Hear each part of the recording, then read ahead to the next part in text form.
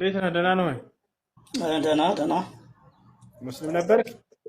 yes yes I am an ex-Muslim bro አርካን ሶላት ስንት ናቸው? እኔ ቆየሁ በጣም ቆየሁ። በእርግጥ ቁርአንም ቀርቼ ማለት እንደዚሁ ሸምድጄው ነበር። ማሐፈዝ ነው የሚባለው፣ ሐፍዤው ነበር። ብዙ ጥያቄዎች ነበሩ። በዛ ጥያቄዎች ምክንያት መጽሐፍ ቅዱስ ሳነብ ትክክለኛውና የእግዚአብሔር ቃል መሆኑን ተረዳሁ።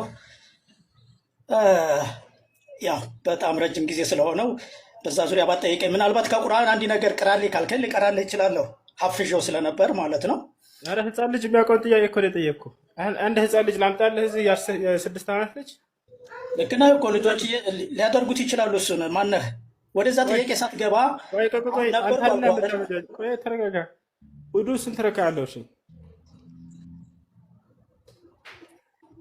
ይኸውልህ እኔ ረሳሁት። ማነህ ሁሱ ነህ? እሺ ምርጫ ልስጥህ። ውዱ ስንት ረካ እንዳለው ረስቶት ነው። በቃ ምርጫ ልስጥህ። እሺ ምርጫ ቀለል ይልናል። ጥያቄው ለምን አስፈለገ? እኔ ይኸውልህ በዚህ ዙሪያ እንድጠይቅ ሳይሆን አንዳንድ ነገሮች ምናልባት በቃችኋለሁኝ። እሺ ስንት ስጁድ አለው ውዱ? የመጨረሻ በቃች።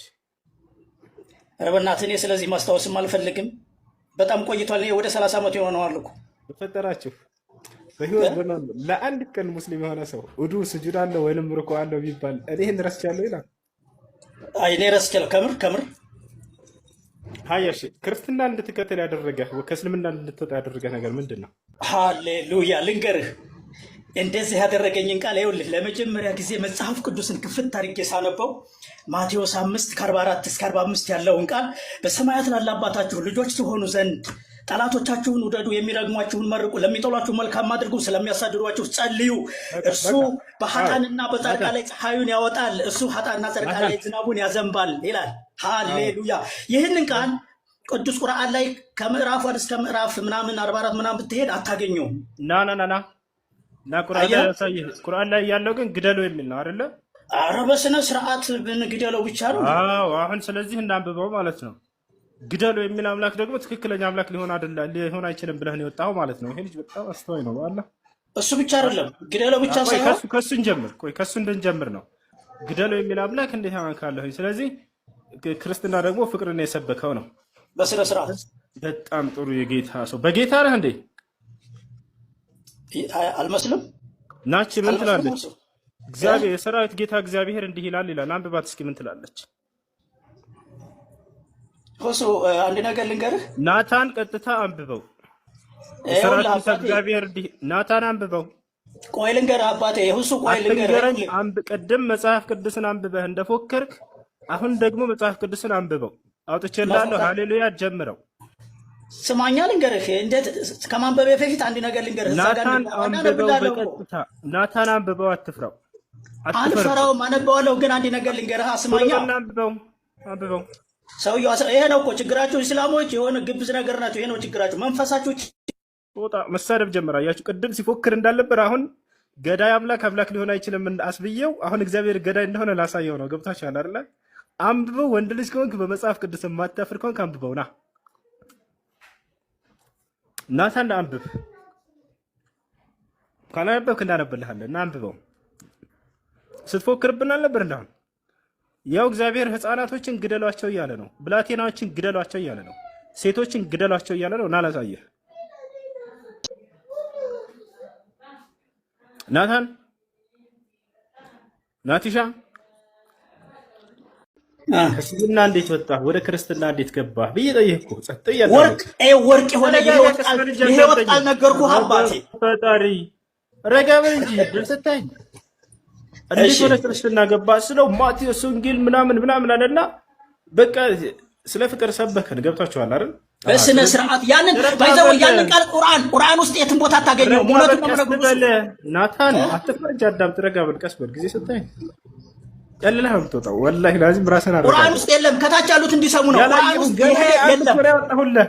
በአንድ ጥቅስ እንደዚህ ልታብድ ከደረስክ ገና ሙሉ መጽሐፍ ቅዱስ እግዚአብሔር ጨፍጭፉ ሽማግሌ ህፃናትን ያለበትን ገና ልጨምር እኮ ነው። ይሄማ አብደን በእንዳ ወንድሜ በስህተት ነው እኮ እያነበብከው። እኔ እንዲነግርህ ብትነግረኝ ኖሮ አንተም ትድን ነበር። ነገ እኮ በእግዚአብሔር ፊት ሁላችንም እንቀርባለን በተናገርነው አንደበት። አንተ ብዙ እየሳትክ እንደሆነ ስላየሁ ነው። በእውነት ዛሬ መልእክት ነው ላንተ። ነገ በእግዚአብሔር ፊት እኮ ስለተናገርከው ነገር ትጠየቃለህ። ብዙዎችን ስላሳትከው ነገር ትጠየቃለህ። ሞት አለ። ረጋባሽ ቀስ እኔ እርግጠኛ እኮ ስለሆንኩ ነው። አላህን ራሱ እንዴት እንዳደረኩላ ልንገርህ። በኢየሱስ ስም ስለው ይኸው ከላይ ላይ አስቀንጥሬ እንደጣልኩ ይኸውልህ። ስለ አላህ እኔን ትጠይቀኛለህ፣ እኔ እናገራለሁኝ። አሁን አንተ ክርስትናህን ልትገልጽ ስለፈለክ በፍቅር መልክ ልትገልጸው ፈለክ። ይህ በፍቅር መልክ ልትገልጸው የፈለግከው አምላክ ግን ህፃናቶችን፣ ሴቶችን፣ ሽማግሌዎችን ግደሉ እያለ ነው። ምን ትላለህ? በጣም ጥሩ። እንደዚህ ተረጋግተህ እኮ ብትጠይቀኝ በእውነት እኔ በትህትና ለማውራት ነበር የገባሁት። ግን አንተ ግዴታ አንብበው አልከኝ፣ የሆነ ነገር ሳልነግርህ ማለት ነው። አሁን ከፈቀድክልኝ ላውራ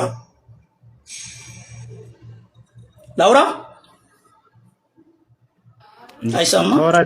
እያወራህ ነበር እኮ እንደገና እያስፈቀድከኝ ነው ወይስ ነገር ፍለጋ ነው? ነገር ፍለጋ አይደለም። እሺ በቃ ልቀጥል።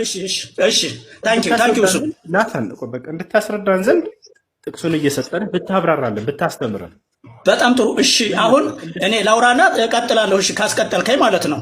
ጥቅሱን ሰተነህ እያስተማርከን ብንሄድ አይሻልም? እንደሱ አይደለም። የሆነ ነገር ላውራ መጀመሪያ ልንገርህና ግራውንድ ላስይዝህና የሚስማማ ከሆነ እንቀጥላለን፣ የማይስማማ ከሆነ ደግሞ እንተዋለን እኮ እሱ ጊዜ ማባከን አያስፈልግም። አዳም ትረጋ በለ። ይኸውልህ ለመማማር እስከሆነ ድረስ ሁለታችንም እምነት አለን። የእምነት ማተም በልልን። አንደኛ ሳሙኤል ምዕራፍ 15 ቁጥር 3 ላይ አምላክህ ህፃናቶችን ግደሏቸው ይላል፣ ብላቴናዎችን ግደሏቸው ይላል፣ ሴቶችን ግደሏቸው ይላል።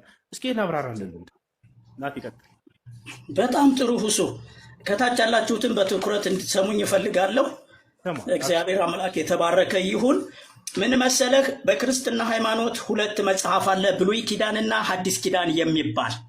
እናንተ የምትኖሩት በህግ ዘመን ነው፣ በሙሴ ዘመን ነው። በህግ ልክ ነህ እንደዛ ይባል ነበር። ጌታችንና መድኃኒታችን የፍቅር አምላክ ኢየሱስ ክርስቶስ መጣና ያንን ህግ ወደ ፍቅር ቀየረው። ገብቶሃል አይደለ? በህግ አልተቻለም። ሰው በመግደል መኖር አልተቻለም። በህግ መኖር አልተቻለም። 10ቱን ትእዛዛት በመጠበቅ አልተቻለም። ጌታ ኢየሱስ ክርስቶስ መጣና ህይወት በጸጋ እንጂ በህግ አይደለም አለ። መሐመድ ደግሞ ከ500 ዓመት በኋላ መጣና ህጉን አስቀጠለው። ስነ ስርዓት መሐመድ ምናምን አትበል። የተጠየቀው ስለ መጽሐፍ ቅዱስ ነው። እሱ ላይ አብራራና ስትጨርስ ስለ መሐመድ እኔን ትጠይቀኛለህ፣ እኔ አወራሃለሁ። በመሐመድ ላይ ጥያቄ ካለ ሰለላሁ ዐለይሂ ወሰለም ቆይ ተረጋጋ። እሺ በጣም ጥሩ። ስለዚህ እዚያ ቦታ ላይ ያ የኛ ህግ አይደለም እያልክ ነው፣ እሱን እየካድክ ነው ወይስ ምንድን ነው? ግልጽ አድርግ። በጣም ጥሩ። እየካድኩ አይደለም። ያ በህግ ዘመን በሙሴ ዘመን ነው። እኛ ጋር ብሉይ ኪዳንና ሐዲስ ኪዳን የሚባል አለ። በብሉይ ኪዳን ዘመን ሰዎች በህግ ነበር የሚኖሩት። በህግ ሲኖሩ ልክ እንዳልከው ጦርነት አለ፣ ሌሎች ላይ ይዘምቱ ነበር። እንደገና ህጉን ነው ሲያስፈጽሙ የነበሩት። 10ቱ ትእዛዛት ተሰጥተዋቸው ነበር፣ ሌሎችም ጭምር ማለት ነው። በሙሴ በኩል በነቢዩ ሙሴ በኩል ማለት ነው። ያንን ህግ ነበር የሚከተሉት። በህግ ግን መኖር እንዳልተቻለ ጌታ ኢየሱስ ክርስቶስ መጥቶ አስተማረ። ምን አለ? እሺ ወንድሜ፣ እሺ ተባረክ። እሺ ስለዚህ በህግ መኖር እንደማይችሉ ጌታ ኢየሱስ ክርስቶስ ነገራቸው። እንዴት ነው የማይችሉት? እነሱ የሚያዩት ህግ መጠበቃቸውን ነው። ነገር ግን በልባቸው ክፋት፣ ምቀኝነት፣ ተንኮል፣ ነፍሰ ገዳይነት ሞልቶ ነበር። ጌታ ኢየሱስ ክርስቶስ መጣና ህግን ስለጠበቃችሁ የዳናችሁ አይምሰላችሁ፣ ስለዚህ ልባችሁን ጠብቁ፣ ፍቅር የሚመነጨው ከልብ ነው ብሎ ያንን መግደል፣ ማሰር፣ መፍታት የምትለው መግፋት የምትለውን ነገር አስቀርቷል። ጌታ ኢየሱስ ክርስቶስ ፍቅርን ሰብኳል። ከአዲስ ኪዳን ጀምረን አሁን እኛ እየኖርን ያለ ነው። ስለዚህ በህግ መኖር እንደማይችሉ ጌታ ኢየሱስ ክርስቶስ ነገራቸው። እንዴት ነው የማይችሉት? እነሱ የሚያዩት ህግ መጠበቃቸውን ነው። ነገር ግን በልባቸው ክፋት፣ ምቀኝነት፣ ተንኮል፣ ነፍሰ ገዳይነት ሞልቶ ነበር።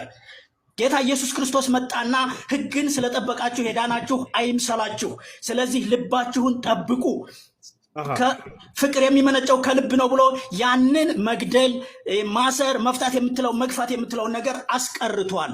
ጌታ ኢየሱስ ክርስቶስ ፍቅርን ሰብኳል። ከአዲስ ኪዳን ጀምረን አሁን እኛ እየኖርን ያለ ነው በአዲስ ኪዳን ህይወት ነው ማለት ነው። ይህ ሊገባህ ይገባል። እና አንድ ነገር ሲመጣልህ ወደ ብሉይ ኪዳን ሂደህ የምትለው ነገር ያስጠይቅሃል፣ ዋጋ ያስከፍልሃል። ናታን በጣም ጥሩ። አሁን እኔ ደግሞ ያንተን ሩብ ደቂቃ ነው የምወስደው። አዳምጠኝ እሺ። አሁን ላብራራው እችን ልጠይቅ ነው።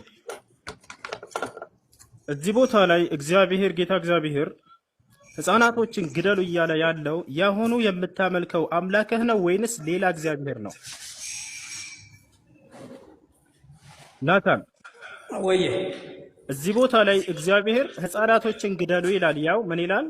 ብላቴናውንና ሕፃኑን ሴቶችን ግደሏቸው ይላል። እዚህ ቦታ ላይ ሴቶችን፣ ሕፃናቶችን፣ ብላቴናዎችን ግደሉ የሚለው እግዚአብሔር አሁን የምታመልከው አምላክህ ነው ወይንስ ሌላ አምላክ ነው ግደሉ ብሎ እያዘዘ የነበረው?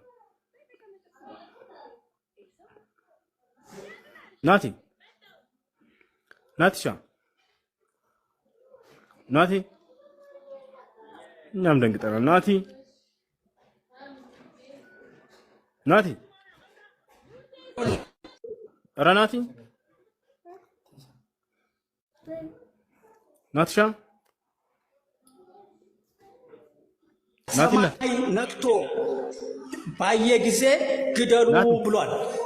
ነገር ግን ጌታ ኢየሱስ ክርስቶስ ይሄ ትክክል እንዳልሆነ መጥቶ በፍቅር ደግሞ በጸጋ እንድንኖር ተፋቅረን እንድንኖር ጠላታችንን እንድንወድ ጠላታችንን እንድንመርቅ ናቲ የአሁኑ የምታመልከው አምላክህ ነው ግደሉ ያለው እዚህ ቦታ ላይ ወይንስ ሌላ አምላክ ነው? እሱ እኮ ነው አልኩህ። ግን ኮንቴክስቱን ተረዳ ነው ምን ወንድሜ። አላሁ አክበር አላሁ አክበር ወይ አላሁ አክበር። አላህ የሚባል ነገር የለም። ባይዘወይ አላህ አክበር ትላለህ እንደ ራሱ ማን እንደሆነ ያልገለጠልህ። ዛሬ ጨለለህ እንዳትሄድብን እንረጋ በል እባክህ። ውሃ እየጠጣህ ቅድም ሊያስመልጠው ነበር ኢየሱስ ክርስቶስ አልገደለም። በፊት ሊለ አንተ ነው እንጂ ዛሬ አዲስ ነገር ረጋ በል እንጂ ቀስ በል። አንተ እኮ አወራህ ትንሽ አውራኒ ፍቀድልኝ። በቤቴ አስፈቀደ። እዚህ ግደሉ እያለ ያለው ማን ነው? ህፃናቶችን፣ ሴቶችን፣ ሽማግሌን ግደሉ የሚለው ማን ነው ስለው ቅድም አይ የዚያ ዘመን ህግ አይደለንም እኛ አዲስ ኪዳን ነው የፍቅር ምናምን ብሎ ሊሸውር ፈለገ። ነገር ግን ቀጣዩ ጥያቄ ምን ይሆናል መሰላችሁ? ዛሬ የምታመልከው አምላክህ ነው እዚያ ላይ ግደሉ ሲል የነበረው ወይንስ ሌላ አምላክ ነው አልኩት። አይ ራሱ ነው አለ። ስለዚህ የዛሬው በፍቅር የሚሰብክህ አምላክህ በፊት አስገዳይ ነበር። ንስሐ ገብቶ ነው ወይንስ ምን አድርጎ ነው? ሲያስጨፈጭፍ የነበረው ሴቶችን፣ ህፃናቶችን ልሽ ዛሬ ላይ እንደገና በቃ ፈቀርኳችሁ ብሎ ቢመጣ ይሄ መሸወድ አይሆንም? ቅድመ አያትህን እናት አባትህን ሲያስጨፈጭፍብህ የሆነ ሰው ሲገላቸው መጣና ግደሏቸው እያለ ህግ አውጥቶ ዛሬ በአንተ ጊዜ መጣና ደግሞ ዛሬ ፍቅር አምላክ ነው ፍቅር ህግ ነው ያወጣላችሁ ቢል ቅድመ አያቴን አስገድለህ የሚል ጭንቅላት ላይ አይመጣም? አራሁ ሰታው ደስ አይደለም ነው እንጂ ናቲ ቆይ እንጂ ወንድ ልጅ አንዴ ረጋ ብላ አስብ። የምትጠየቅበትን ነገር እያወራ እኔ እኮ ላዲንህ ዛሬ ላዲንህ ነው እኮ የመጣሁት። በጣም እየሳትኩ ነው አንተ ናቲ። የምታመልከው አምላክ ራሱን አያድንም አይደለም አንተን ልታድን ማለት እሱን ያኔ ታወራለህ፣ ከሱ ጋር ታወራለህ። ሞት አይቀርም። አየህ ትሞታለህ። በፊቱ ነው የምትቀርበው። ሁሱ ሌሎች እንዲሰሙ ብቻ ነው የምፈልገው። ኢየሱስ ክርስቶስ ራሱን አያድንም። ጠላትህን ውደድ የሚል አንድ እንኳን አንቀጽ የሌለው ያንተ መጽሐፍ ና ኢየሱስ ክርስቶስ አምላክህ ራሱን አያድንም። ና ላሳየህ። እሱን ትናገራለህ። እሱ ፊት ስቀርብ ታወራለህ። እሱን ና እዚሁ ነው እንጂ የማወራው። ያው ራሱ ነግሮናል ኢየሱስ እንደማያድን ራሱን እዚሁ ነው የማወራው። እሱን አንተ ይኸውልህ በመንፈስ ቅዱስ ስላልሆንክ አንተ ብዙ እየሳትክ ነው ያለኸው። ና ያው ኧረ በእናትህ ይኸውልህ አንድ ነገር ልንገርህ።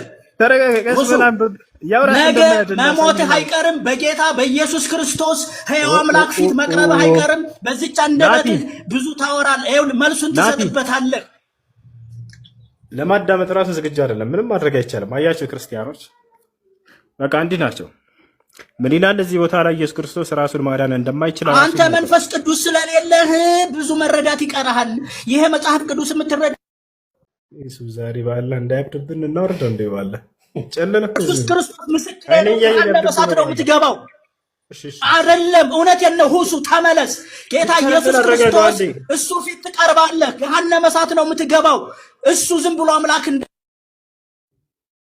ጨለለበት 23ን ክፈትለት በኢየሱስ ስም ያንብብልን። ወይ ነው ይረጋጋል። ያን አባቴ በመንፈስ ቅዱስ ሳትሆን የእግዚአብሔርን ቃል ልትረዳ አትችልም። ይረጋጋል ምናምን ትላለህ። እያዳንኩ ነው ያለሁት። መልእክት ነው ዛሬ የምነግርህ ያለሁት። አባ ዳግመኛ እንገናኝም ላልገባም እችላለሁ። እኔ ከአንተ ጋር የምለፋለፍበት ጊዜም የለኝም ወንድም።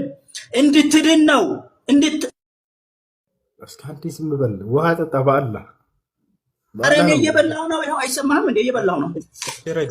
ረጋ በልና ሰው እየተደማመጠ እየተረዳዳ ጥቅስ እየተወጣ ምናምን አንዱ ሌላውን እየተረዳ አንዱ ለሌላ ሀሳቡን እያካፈለ ነው። እሺ ለምን መሰለህ ክርስትና እንደ እስልምና አይደለም። እናንተ አላህ ምድር ይሁን ሰማይ ይሁን ዩኒቨርስ ይሁን ምን ይሁን ራሱን ያልገለጠ ምንም ማድረግ አይቻልም። ምንም ማድረግ አይቻልም። እሺ ሳይጨልልብን በጊዜ ብንሸኘው የተሻለ ይመስለኛል።